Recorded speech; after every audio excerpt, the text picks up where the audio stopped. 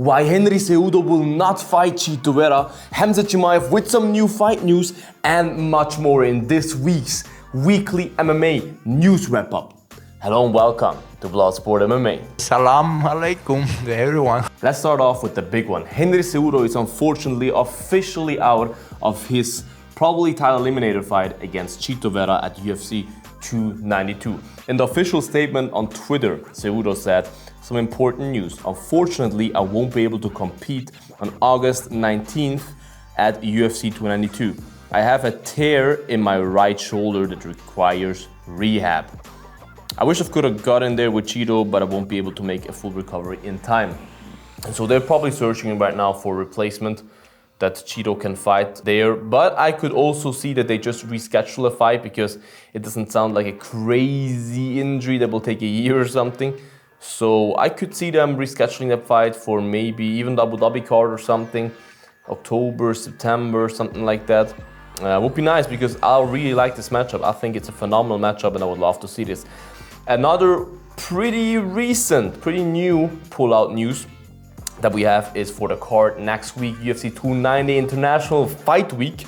A crazy card, just took a little bit of a hit because Sean Brady, Philly's own Sean Brady, is officially out of his fight against Jack Della Maddalena. The injury is undisclosed, but allegedly he's in the hospital right now.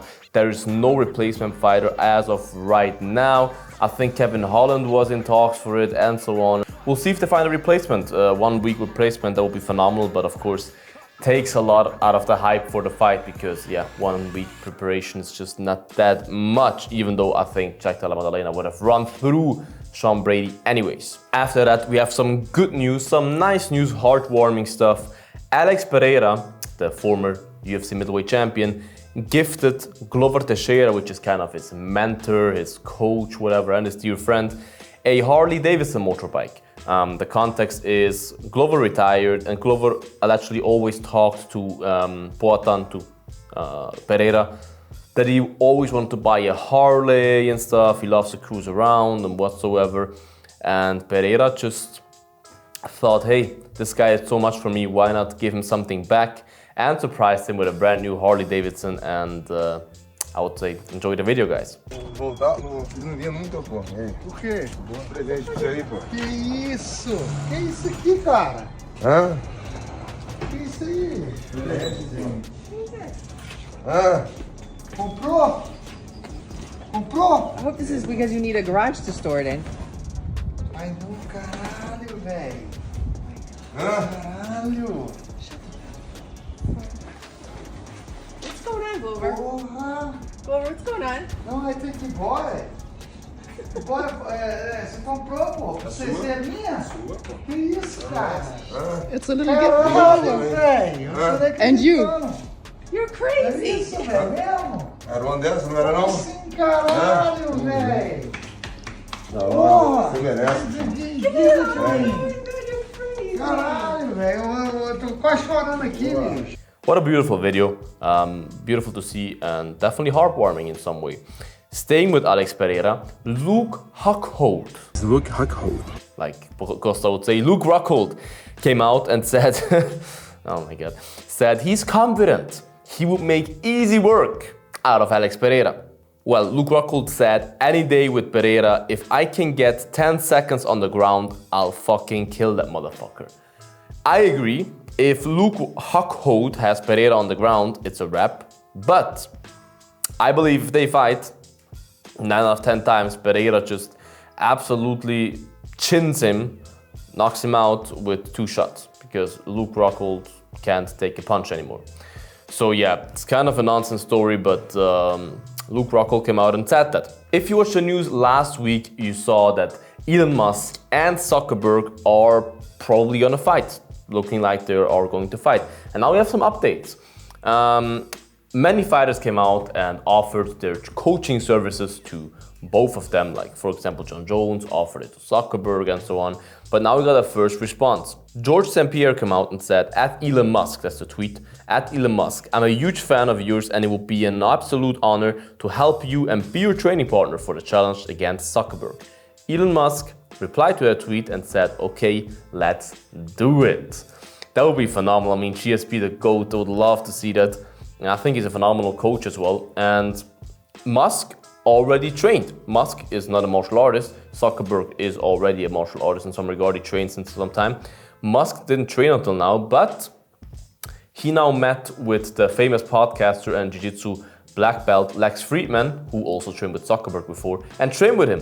So it's actually cool to see. It looks like they are pretty serious about it. I mean, Musk doesn't just go and train with Lex Friedman just because it's a nice Sunday and he needs to sweat, you know what I mean?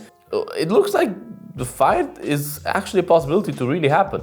And it's beautiful that Musk went out there and trained with Lex Friedman. I think jiu-jitsu is the most beautiful sport in the world, and I have honestly the belief in my head that every human being on this planet should train jiu-jitsu once in their life and try it out, because it will better your life and everybody around you. Trust me, it's the best sport in the world. Khamzat Chimaev came out and said, quote unquote, "We are ready, brother, for the match. It could be Usman 90%, brother. He's talking about 2 kilos. He does not want to gain 2 kilos, 180 pounds. Dana White talks about 82 kilos. We'll see. There was no other match, it's just him." So it looks like Khamzat might face Usman in Abu Dhabi, even though Dana White said he will not make a catchweight. He doesn't like that fight because of that. I don't know where they're really about to fight, because as I said, they talk about 180 here, which would be a catchweight, because 180 is between the middleweight division, 185 is midweight division, 185 pounds, and 170 pounds is the welterweight, so it's in the middle. I don't like the idea of it. I love the fight, but I don't like the idea of a catchweight because it doesn't give anybody anything to a title shot or something. I think Khamzat should try to get down to 170 again. That would be phenomenal. But yeah, it looks like that's the fight that they're targeting and trying to make. So that will be a phenomenal fight. I would love to watch that. The only thing left we have for this week's news, guys, for the real news, of course, there's some side stories that no one really cares. I mean, Sean Strickland had some controversial stuff again, which I think is very funny. He did some nice interviews where he said that women should not be able to vote and this and that.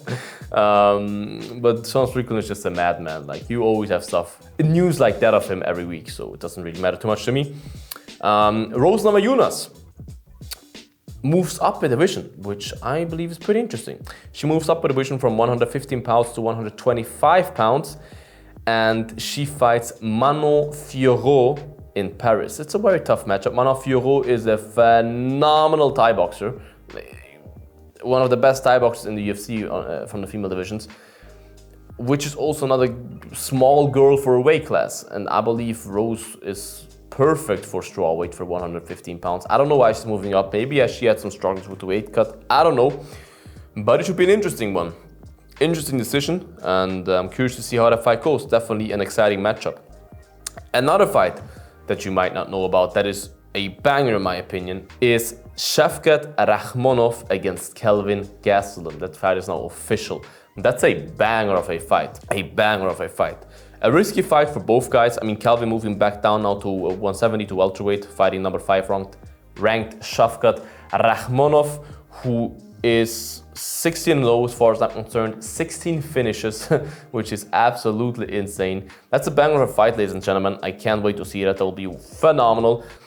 This week on Saturday, we have some nice fights as well. Tune in, Kevin Lee's back in the UFC, fighting a Russian psychopath contender.